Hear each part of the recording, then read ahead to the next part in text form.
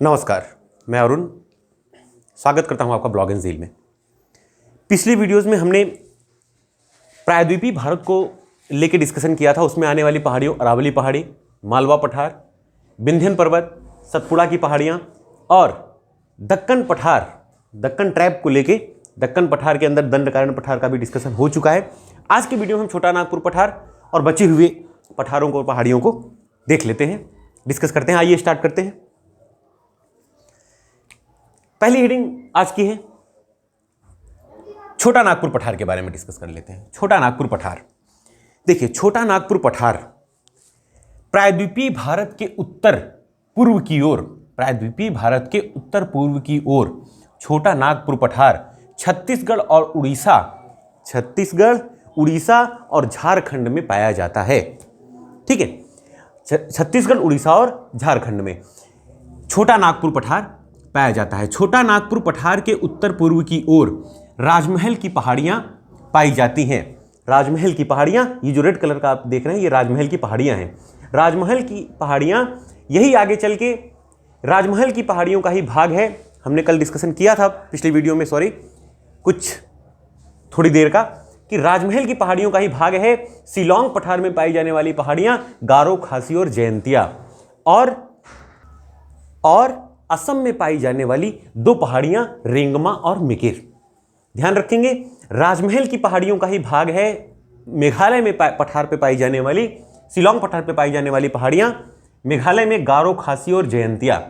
ठीक है, देखिए ये दोनों के बीच में गैप कैसे आया? इनके द्वारा बहाकर लाया हुआ मलबा इनके बीच में इकट्ठा हो गया, जिसके कारण ये जो पोर्शन था ये इनसे कट ऑफ हो गया।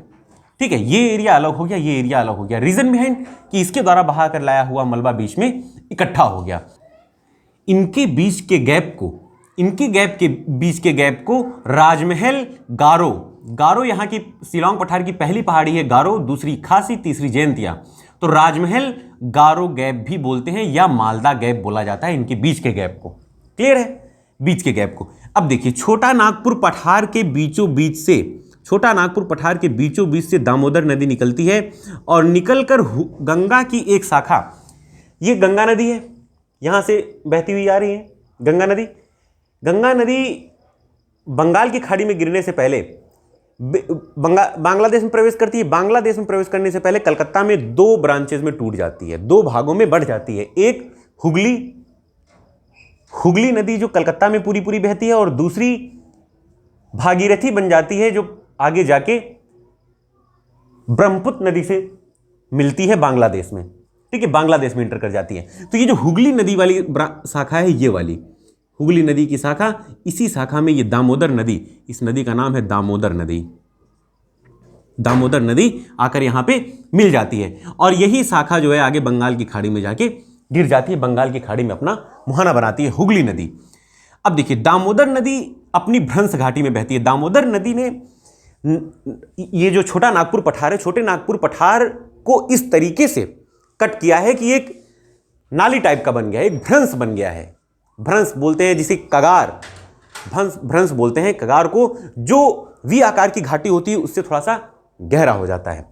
तो दामोदर नदी घाटी अपनी ही दामोदर जो है नदी अपनी भ्रंश घाटी में बहती हुई हुगली नदी से मिल जाती है। जैसे यहाँ पे नर्मदा और तापी नदियाँ अपनी भ्रंश घाटी में बहती थी, वैसे दामोदर नदी भी अपनी भ्रंश घाटी में बहती है। भारत की तीन नदियाँ नर्मदा, ताप्ती और दामोदर, तीन नदियां जो है अपनी ही भ्रंश घाटी में बहती हैं और हुगली नदी से आकर मिल जाती हैं। नोट कर लेंगे, नर्मदा, ताप्ती और दामोदर नदियां। दामोदर नदी की खास बात क्या है कि दामोदर नदी छोटा नागपुर पठार को दो बराबर भागों में बांट देती है। अगर देखा जाए ध्यान से तो ये बीच का भ्रंश बन गया। जब बीच का भ्रंश बन गया तो ऊपर का भाग कहा जाता है हजारीबाग पठार। ऊपर का भाग जो है हजारीबाग पठार, नोट कर लीजिएगा।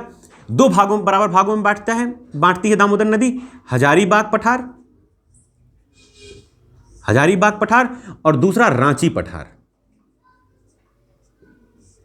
ठीक है, दामोदर नदी दो भागों में बांटती है छोटा नागपुर पठार को, एक हजारीबाग पठार, दूसरा रांची का पठार। हजारीबाग पठार और रांची का पठार। ठीक है, हजारीबाग पठार राजमहल की पहाड़ी से लगा हुआ है और रांची पठार दामोदर नदी घाटी के नीचे है। तो रांची का पठार जो है, पूरे भारत में रांची का पठार ही एक ऐसा पठार है जो संप्राय मैदान का उदाहरण है।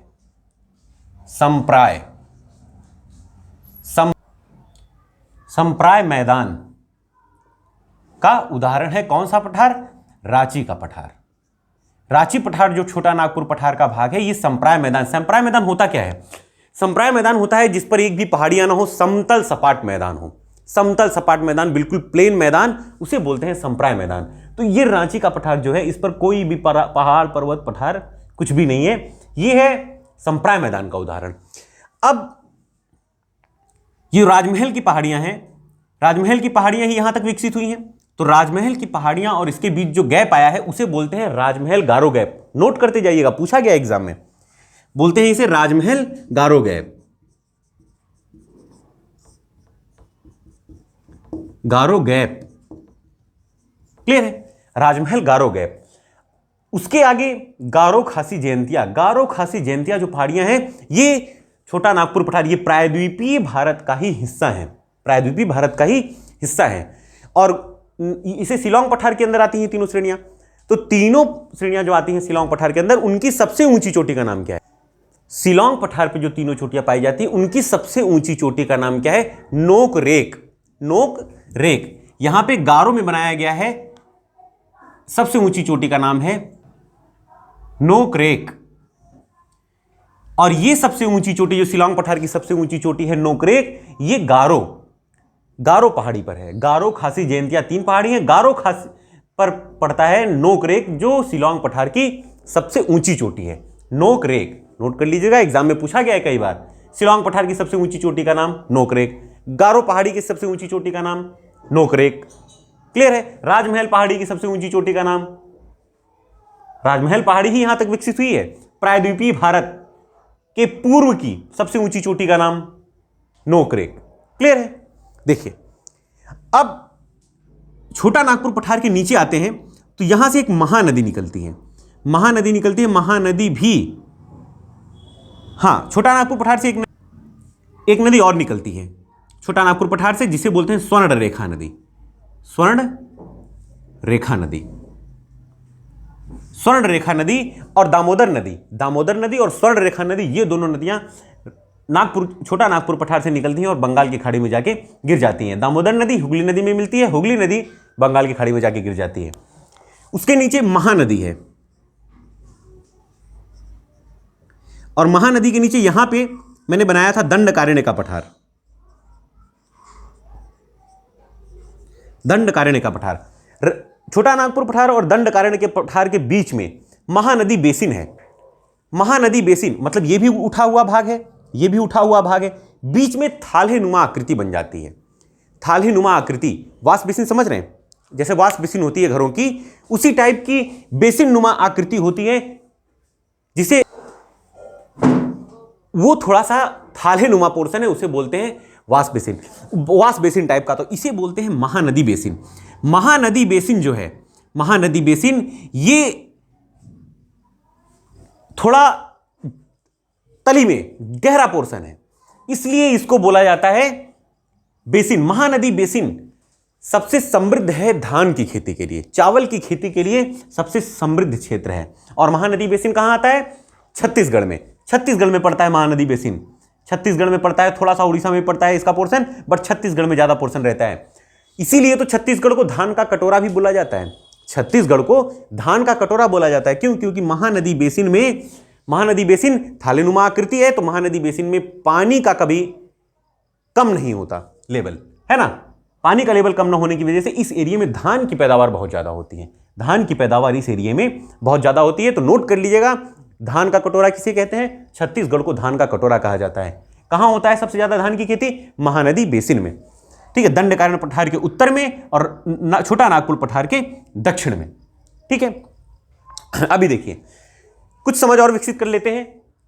ये जो एरिया है उसको लेके हमें कई ऐसे साक्ष्य मिले हैं, कई ऐसी यहाँ पे घटनाएं मिली हैं, कई ऐसे जीव जंतु मिले हैं, कई ऐसी संरचनाएं मिली हैं जो ये प्रूफ करती हैं कि जो प्रायद्वीपीय भारत है, प्रायद्वीपीय भारत वाला एरिया है, ये अफ्रीका से टूटकर अलग हुआ था, है ना। कैसे? देखिए, जो अफ्रीका से टूट के अलग हुआ था, यहां से पूरा पोर्शन टूट के अलग हुआ था अफ्रीका से। तो कैसे ये प्रूफ हुआ? ये प्रूफ ऐसे होता है कि जो विषुवत रेखा वाला एरिया है, विषुवत रेखा अफ्रीका के बीचों बीच से होकर गुजरती है, अफ्रीका के कुछ द्वीपीय देश, द्वीपों से और कुछ देशों से होकर गुजरती है। फॉर एग्जाम्पल ले लीजिए, साओ टोमे, गैबोन, कांगो गणराज्य, युगांडा, केन्या, सोमालिया, है ना। तो जो कांगो नदी बेसिन वाला एरिया है, विषुवत रेखा जिस एरिया से होकर गुजरती है, और हम सब जानते हैं विषुवत रेखा पर सूर्य की किरणें वर्ष भर लंबवत पड़ती हैं, वर्ष भर लंबवत पड़ने का रीजन क्या है?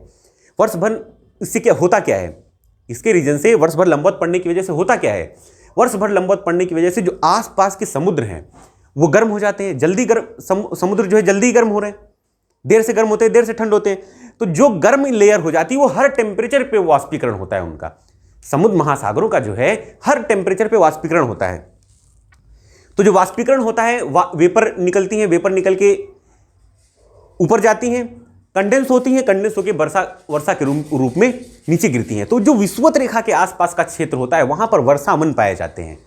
जैसे अमेजन नदी के आसपास वर्षा वन पाए जाते हैं, तो ठीक यही कांगो नदी बेसिन, कांगो नदी के आसपास का जो क्षेत्र है, कांगो नदी के आसपास का, वहां भी विषुवत रेखा क्रॉस होती है। तो ये क्षेत्र भी वर्ष भर सदाबहार वन पाए जाते हैं। वहां के वन कैसे होते हैं? सवाना। वहां के वन कैसे होते हैं? सवाना वन पाए जाते हैं, है ना। सवाना वन की खास बात क्या होती है?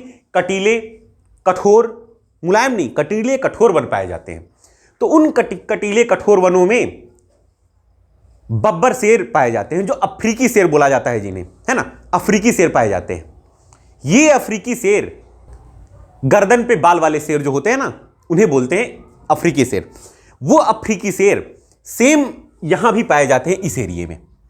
ये गुजरात का एरिया है, हम सब जान रहे हैं कि ये गुजरात का एरिया है। गुजरात का ये जो सौराष्ट्र एरिया है, सौराष्ट्र, यहां पे वही एशियाई शेर जिनके गर्दन पे बाल होती है ना, इन्हें एशियाई शेर इसलिए बोला गया क्योंकि पूरे एशिया की अगर बात करें तो पूरे एशिया में यहीं पर वो शेर पाए जाते हैं। केवल यहीं पे क्यों पाए जाते हैं? क्योंकि ये भूखंड अफ्रीका से टूट के अलग हुआ था।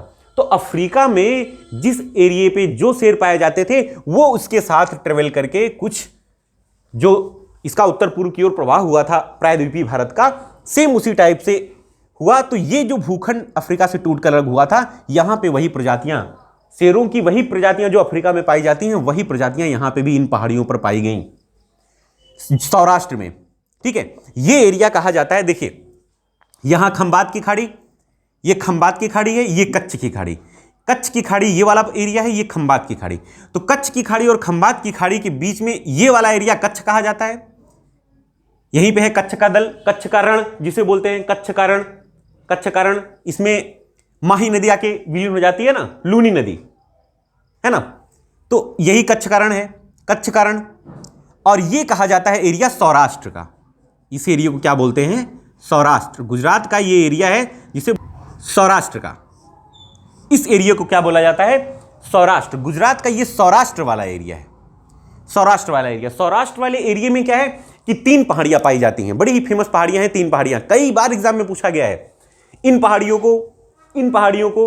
और यहां पे जो पहाड़ियां पाई जाती हैं, हिमालय की अराकान वाली जो पहाड़ियां पाई जाती हैं, अराकान से लगी हुई हिमालय के कई भाग हैं। जो भाग नागालैंड में अलग नाम से जाना जाता है, मणिपुर में अलग नाम से जाना जाता है, अरुणाचल में अलग नाम से जाना जाता है ना। उसी टाइप से इनको मिला के कई बार एग्जाम में पूछ लिया गया है कि मैचिंग करिए इनको। तो मैचिंग करने में कंफ्यूजन नहीं होना चाहिए, है ना। तो मैचिंग के लिए इन पहाड़ियों का नाम याद रखना बहुत ज्यादा जरूरी है। सौराष्ट्र में 3 पहाड़ियां पाई जाती हैं। कौन सी? मांडव पहाड़ियां, बारदा पहाड़ी और गिर पहाड़ी। मांडव, बारदा और गिर, मांडव, बारदा, गिर, मांडव, बारदा, गिर। 3 बार याद करें, पढ़ेंगे, 4 बार पढ़ेंगे, याद हो जाएगा। मांडव पहाड़ी, बारदा पहाड़ी और गिर पहाड़ी। मांडव, बारदा और गिर पहाड़ियों का नाम याद रखेंगे। सौराष्ट्र में 3 पहाड़ियां पाई जाती हैं। और एशियाई शेर एशियाई शेर एकमात्र सौराष्ट्र में ही पाए जाते हैं। जो बब्बर शेर होते हैं वो एकमात्र इसी जो बाल वाले शेर होते हैं गर्दन पे, वो इसी एरिया में पाए जाते हैं, एशिया के केवल सौराष्ट्र वाले प्रदेश में, और पूरे एशिया में कहीं नहीं पाए जाते हैं। ठीक है, पता चल गया, समझ में आ गया। और भी कई साक्ष्य मिले हैं कि अफ्रीका से टूटकर अलग हुआ है। कैसे? वो साक्ष्य और साथ ही प्रायद्वीपीय भारत को पूर्वी घाट और पश्चिमी घाट, इनका ढाल इस तरफ क्यों है, ये सब भी देख लेते हैं। देखिए, ये छोटा सा चित्र बना हुआ है, इसको मैं थोड़ा सा इरेज कर देता हूं, इस एरिया को, भारत के इस एरिया को थोड़ा सा इरेज कर देता हूं, थोड़ा सा ज्यादा क्लियर हो जाएगा। देखिए, ये चित्र समझिएगा, ये चित्र देख रहे हैं, ये यहां पे पश्चिमी घाट लिखा हुआ है, ये पूर्वी घाट, इधर बंगाल की खाड़ी, यहां पे जो है बंगाल की खाड़ी,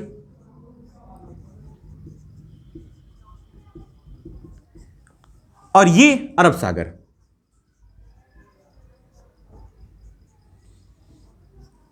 ये जो रेड कलर का एरिया है, ये है मुंबई और यहां पे चेन्नई। ठीक है, एक इसका अगर उच्चावच देखा जाए, है ना, उच्चावच रूप में अगर हम इंडिया को देखते हैं तो ये जो प्रायद्वीपीय एरिया है वो कैसा दिखेगा, कैसा दिखता है? अगर ये देखें तो ये कुछ ऐसा दिखेगा।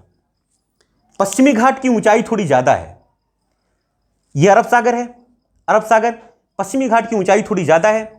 ये ऊंचाई ज्यादा कैसे है? ये दृढ़ भूखंड जो था अफ्रीका से टूटकर अलग हुआ, अफ्रीका से टूटकर अलग हुआ था, अफ्रीका से टूट के अलग होने की वजह से ये ऊंचाई थोड़ी ज्यादा रह गई, है ना। ये पश्चिमी घाट की ऊंचाई जो है वो थोड़ी ज्यादा रह गई।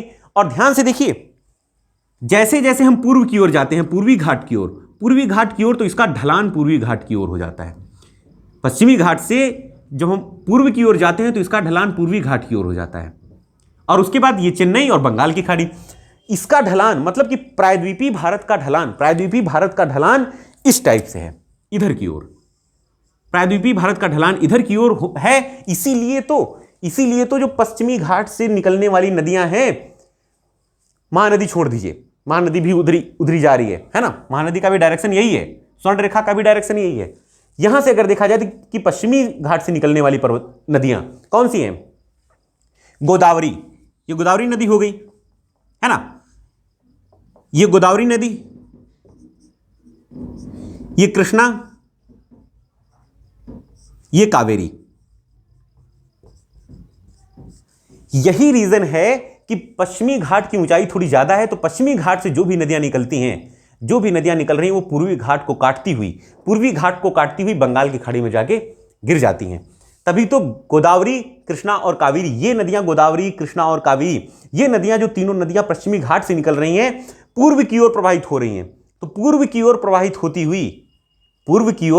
होती हुई बंगाल की खाड़ी में जाके गिर जाती हैं। यही रीजन है कि पश्चिमी घाट की ऊंचाई ज्यादा होने की वजह से और पूर्वी घाट की ऊंचाई कम होने की वजह से। देखें, ये क्लियर हुआ। देखें, जैसे पश्चिमी घाट, ये पूर्वी घाट, पश्चिमी घाट, पूर्वी घाट है, तो पश्चिमी घाट सतत लगातार पर्वत है। अगर देखा जाए तो यह भी कहा जाता है कि हिमालय तो कई देशों में पड़ता है, हिमालय चाइना में भी पड़ता है, नेपाल, इंडिया में भी पड़ता है, नेपाल में भी पड़ता है ना। बट ये एक ऐसा है जो पूरा का पूरा, हिमालय के बाद सबसे लंबा पर्वत है पश्चिमी घाट, जो पूरा का पूरा भारत का कहा जाता है। भारत की सबसे लंबी पर्वत श्रेणी कौन सी है? पश्चिमी घाट पर्वत श्रेणी।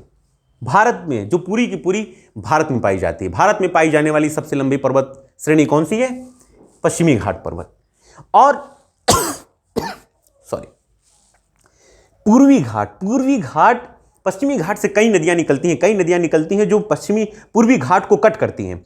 पूर्वी घाट को कट करने की वजह से पूर्वी घाट कई जगहों पर कटा फिटा छोटी छोटी पहाड़ियों के रूप में मिलता है। देखिए, छोटी छोटी पहाड़ियां, और इसे अलग अलग राज्यों में अलग अलग नामों से भी जाना जाता